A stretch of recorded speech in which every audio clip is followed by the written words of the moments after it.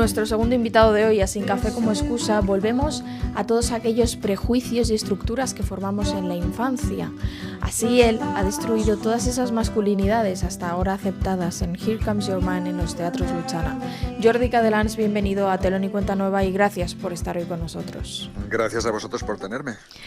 Para empezar, proponemos a todos nuestros invitados hacer un breve cuestionario. ¿Te animas? Venga, dale.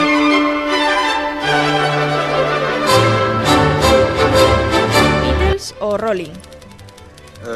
Ninguno de los dos, pero Beatles. ¿Dylan o Marley? Marley. ¿Chaplin o los hermanos Marx? Chaplin. ¿Comedia o drama? Drama. ¿Ciencia ficción o fantasía? Ciencia ficción. ¿Una película para no olvidar? Una película para no olvidar, ¿eh? Wow. Pues Blade Runner. ¿Un libro que tienes siempre en la mesilla? El héroe de las 1000 caras. ¿Una canción que forma parte de tu banda sonora? Candy de Iggy Pop y Kate Pearson. ¿Una obra que viste y tienes completamente grabada en la retina?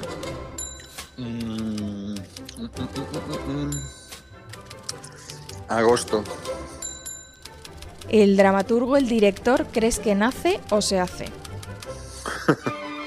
Se hace. ¿Llegaste al teatro por o gracias a? Llegué al teatro gracias a mis tendencias autodestructivas, cuando las convertí en creativas.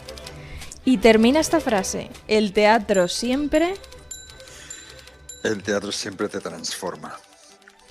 Pues hasta aquí nuestro cuestionario y ahora sí que entramos en materia para hablar Perfecto. de Here Comes the Man en los teatros Luchana. Sí. Y voy a empezar por algo que no sé si es muy simple, muy complejo o siquiera si tiene respuesta.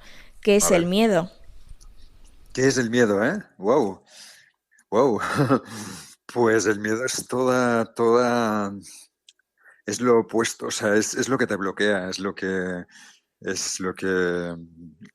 te paraliza, lo que te impide avanzar, lo que impide conocerte a ti mismo, lo que impide querer a los demás y lo que impide que los demás te quieran.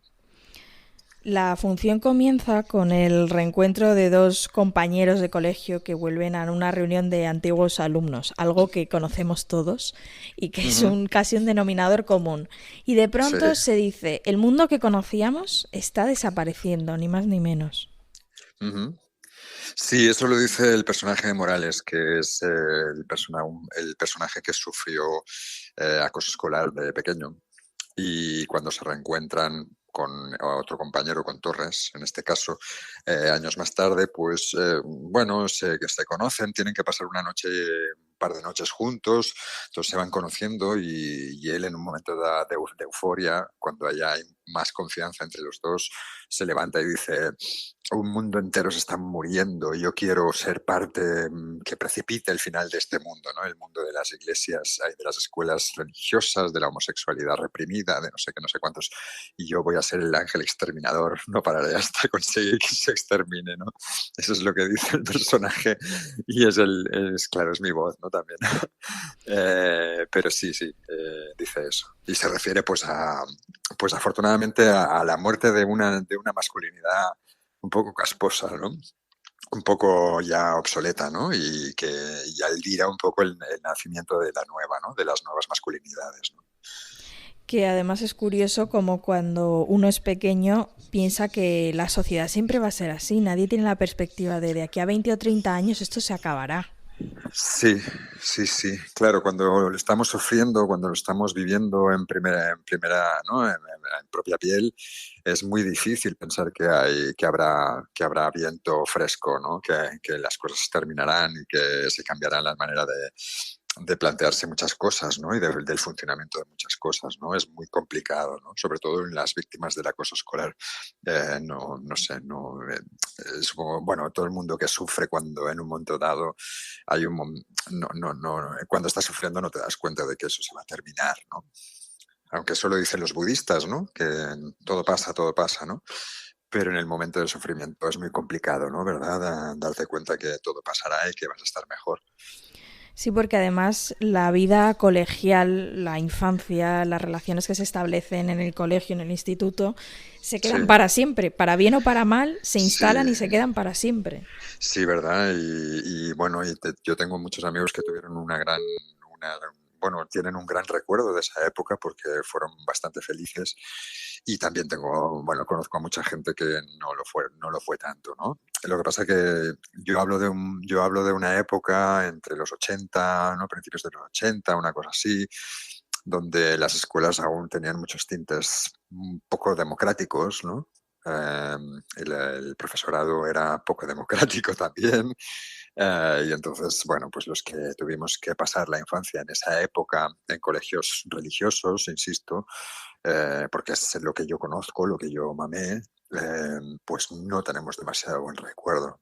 De hecho, esta función me ha servido para ponerme en contacto con otros compañeros de, de mi época y todos coincidimos, ¿no? En que fue una pesadilla, básicamente, ¿no? Porque en esta obra hablamos y recordamos lo que pesan las etiquetas que se ponen en el colegio, la importancia de la masa en ese momento que pesa casi por encima de todo, la opinión del grupo que acaba Ujú, por estar conformada y ser ujú, la definitiva y ujú. entre otras tantas cosas el miedo al rechazo que te obliga a ser quien en un primer momento no eres.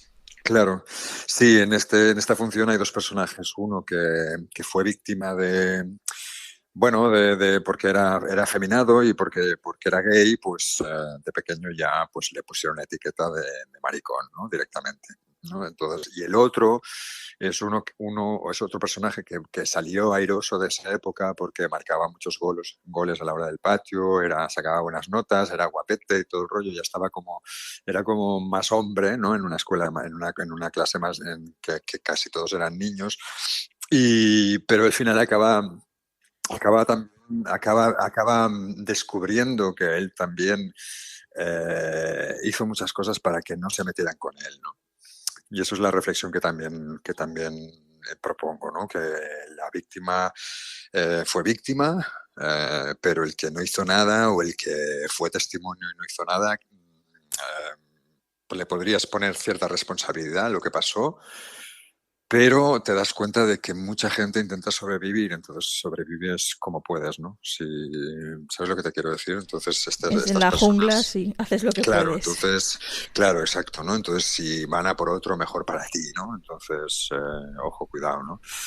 Y nada, pues eso es lo que te digo, que a medida que avanzan las conversaciones en esta función, pues, bueno, los papeles van como cambiando, ¿no? Y te das cuenta de que la víctima no fue víctima, pero ahora ya no lo es tanto, y el que pasaba por allí o el que se libró de todo, pues quizás también es una víctima, ¿no? De cómo está montado todo, ¿no?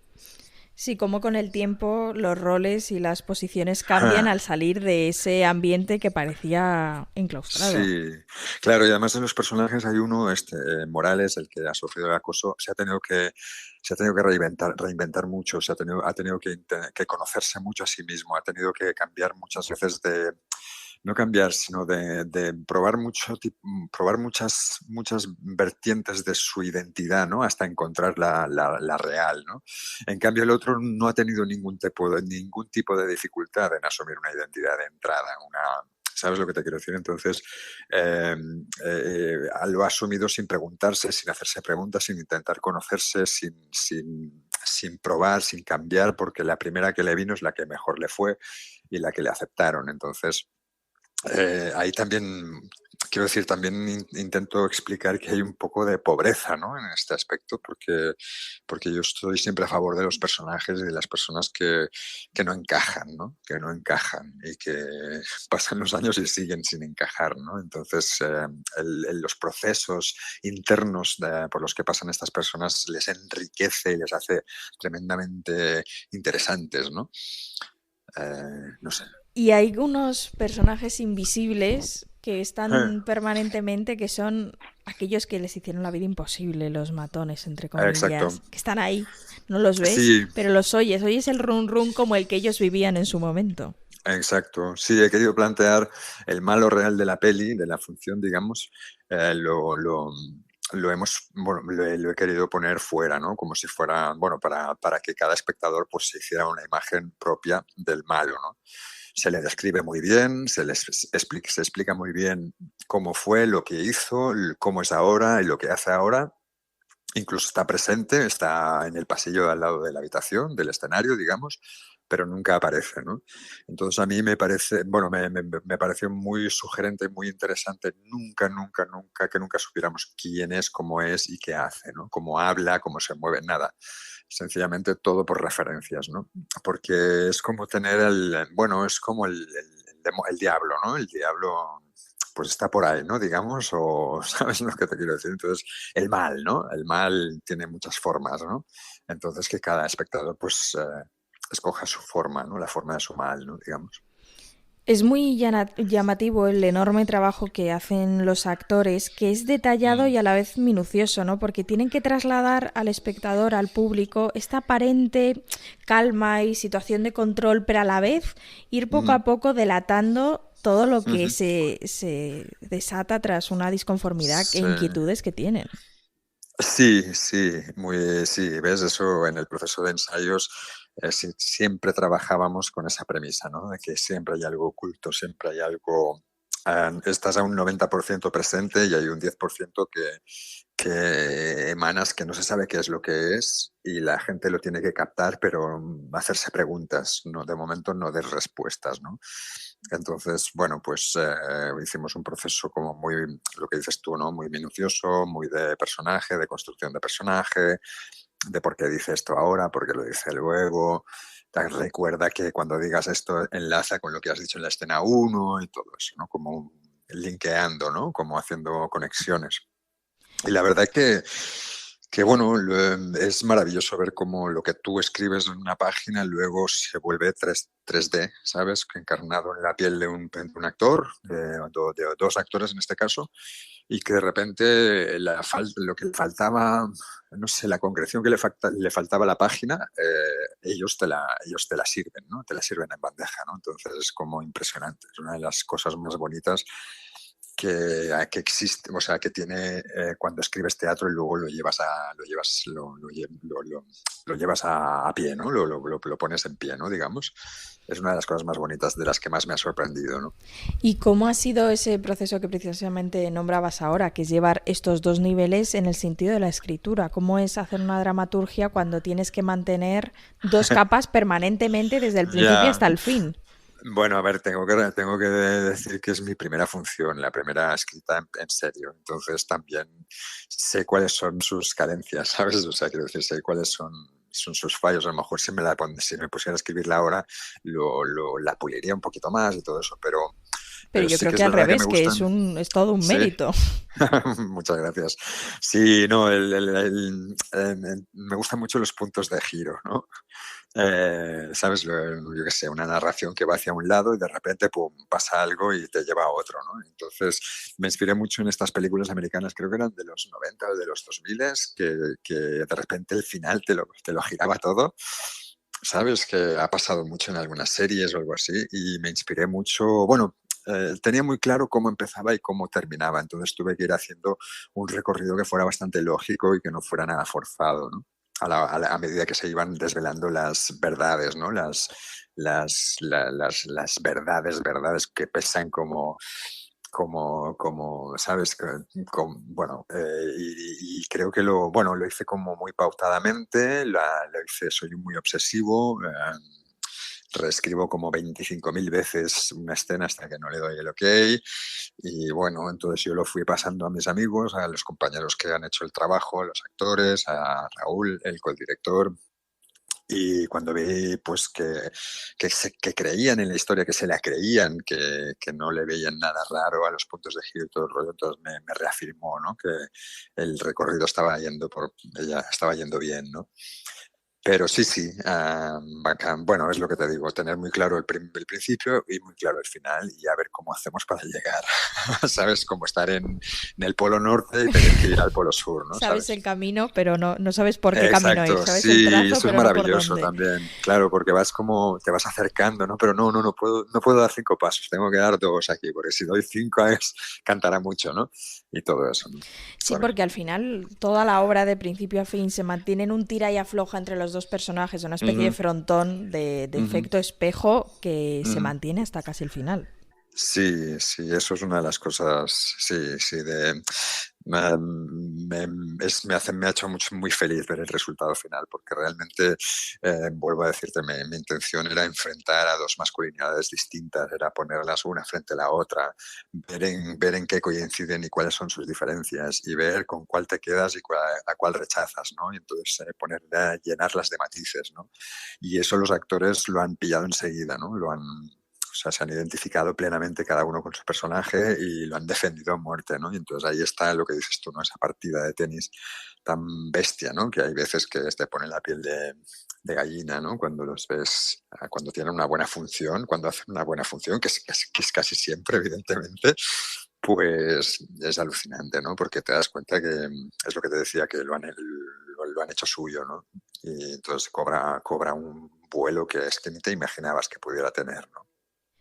Esta obra plantea muchas preguntas, no tantas respuestas, que se las deja casi al público para que, porque al final te permite empatizar con todos Ujú. los personajes y entender sus razones.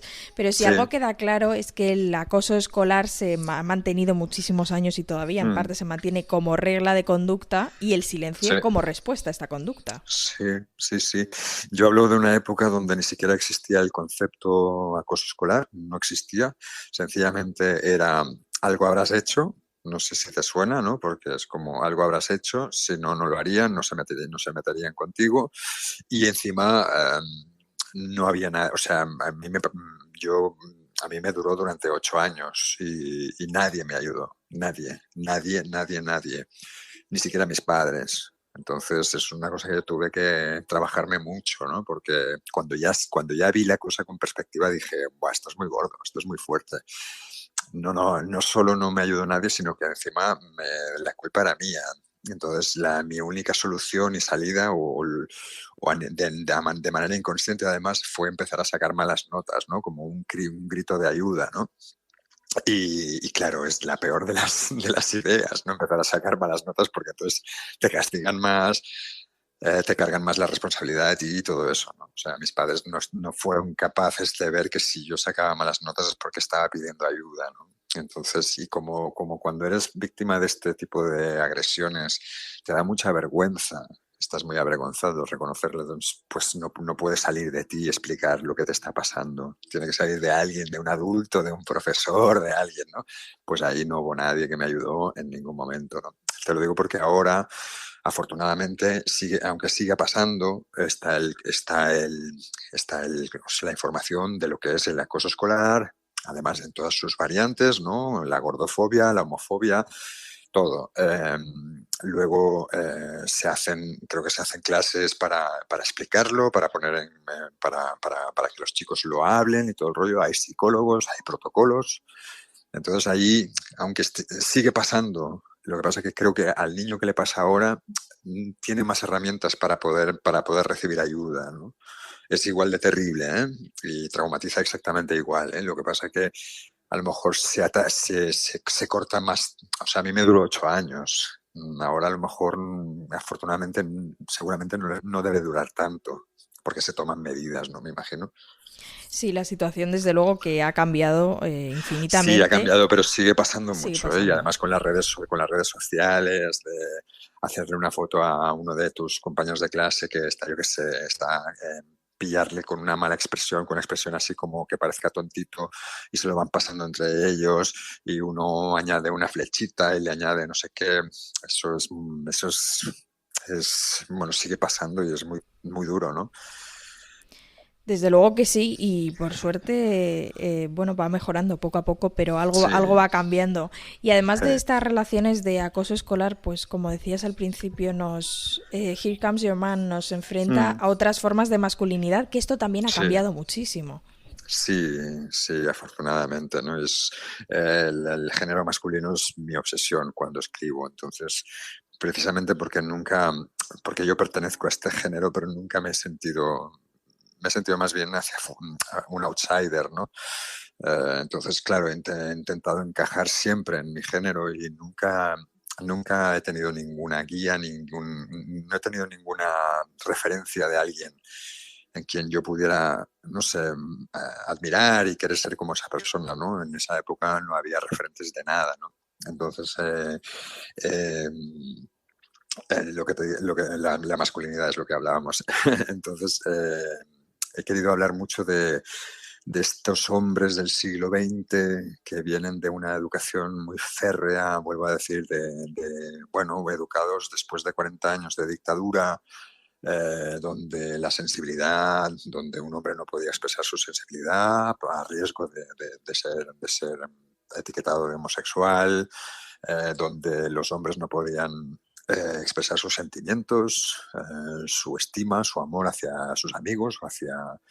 eh, quiero decir, venimos de unos momentos muy duros y los hombres que han nacido de estos momentos son gente educada de una manera muy dura, ¿no? Entonces, afortunadamente, va pasando el tiempo y los hombres ya no son lo que, afortunadamente, ya no están educados de esa manera. Pero aún así, creo que hay mucho trabajo que hacer, porque, bueno, ahora ya no se trata de expresar o no expresar, pero ahora se trata bueno, de cómo se planta el género masculino en el pleno siglo XXI frente al género femenino, con dónde se tiene que recolocar para poder ceder más espacio al género femenino, eh, dónde se coloca con referencia a la homosexualidad masculina, a la homosexualidad femenina, a la transexualidad, todas estas cosas, ¿no? ¿Cómo te colocas tú en una sociedad donde afortunadamente ahora ya hay mucho color y mucha variedad y mucha Opciones. variedad sí, en las preferencias, en las identidades, afortunadamente, ¿no? Entonces creo que el género masculino, como siempre, ha sido muy fuerte de entrada y no se le ha cuestionado en ningún momento porque era como tenía que ser y todo el rollo. Ahora hay una crisis, ¿no? Hay una crisis porque hay que recolocarse, ¿no? Y parece ser que el género masculino piensa que si cede un poco de su poder lo va a perder todo, ¿no? Porque es como una visión muy masculina, ¿no? Entonces hay que, poco a poco, supongo que nos iremos dando cuenta de que ceder poder no significa perderlo, ¿no? Es compartirlo, ¿no? Es compartir, efectivamente. Exacto. La prueba de que Here Comes Your Man habla de lo que nos ataña, nos ha atañado o de alguna forma nos ha quedado a todos fue su aplauso, que particularmente era uno de esos aplausos en los que se oía que todo el Mm, mundo se había sentido reconocido en alguno de esos mm. momentos porque habla de todos. Sí, exacto, sí. ¿Ves? Y te aseguro que cuando lo escribí no fue mi intención, ¿eh? Pero te das cuenta de que cuando llegas, cuando realmente tocas y el mensaje que quieres lanzar llega, es cuando ves que todo el mundo se identifica, ¿no? Cuando todo el mundo toca esa universalidad, ¿no? Del mensaje, ¿no? Que ya puede ser una chica joven, un señor mayor, todos se sienten identificados, ¿no? Y ahí te das cuenta de que el mensaje ha llegado y qué suerte y qué afortunado me he sentido, ¿no? ¿Sabes? Cuando he visto eso. Pues Jordi Cadelans, nuestra entrevista ya va a terminar, pero antes de despedirte, a todos Dime. nuestros invitados, ya que nuestra sección se llama Sin café como excusa, les proponemos que nos digan una persona o un personaje, no tiene por qué ser real, con Sí. el que si pudieran se tomarían un café sin dudarlo. ¿Cuál sería el tuyo?